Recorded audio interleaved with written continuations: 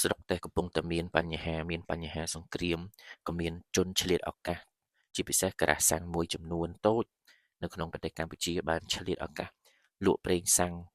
ដែលសាំងធម្មតាឡើងរហូតទៅដល់8,000រៀលក្នុង1លីត្រហើយក៏បានបិទទ្វាររបងមុនពេលអាជ្ញាធរចុះទៅដល់មន្ត្រីជំនាញនិងអាជ្ញាធរនៅរសៀលថ្ងៃទី7ខែមិនិនាឆ្នាំ2026នេះបានចុះទៅពិនិត្យជាក់ស្ដែងនៅស្ថានីយ៍ប្រេងតេឡាមួយកន្លែងដែលស្ថិតនៅតាមផ្លូវជាតិលេខ4ឃុំព្រៃរំដួលស្រុកភ្នំស្រួយខេត្តកំពង់ស្ពឺក្រោយទទួលបានព័ត៌មានថាម្ចាស់ស្ថានីយ៍ដែលជាជនជាតិចិនផងនោះបានលក់ប្រេងថ្លៃហួសហេតុរហូតដល់8,000រៀលក្នុង1លីត្រនៅពេលដែលមន្ត្រីជំនាញនិងអាជ្ញាធរចុះទៅដល់ទីតាំងស្រាប់តែម្ចាស់ស្ថានីយ៍ប្រេងបានបិទទ្វាររបងបាត់ទៅហើយសម្រាប់ទីតាំងស្ថានីយ៍ប្រេងមួយកន្លែងនេះក្រោយពីបងសូនសុភ័ក្របង្ហោះទៅនៅមានពលរដ្ឋយើងម្នាក់ទៀតរកស៊ីលក់ការ៉េមក៏បានប្រាប់ថាគាត់បានចូលចាក់សាំងនៅទីនោះស្មានតែតម្លៃធម្មតាចាក់អស់3លីត្រតម្លៃ